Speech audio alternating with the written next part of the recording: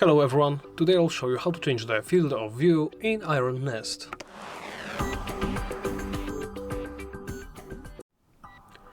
Let's begin by opening the settings menu. Do so by pressing this clipboard right here, or by pressing the escape key or the menu key and then going into settings. In settings, make sure you are in the graphics tab and look for field of view. By the default this should be set to 60. You can adjust it to go as low as 55 or as high as 75.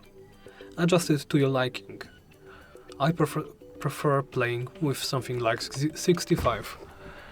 And once you are done with your adjustments, hit apply to save the changes, then simply close the menu. And that's about it. Thank you for watching and please make sure to comment, like and subscribe.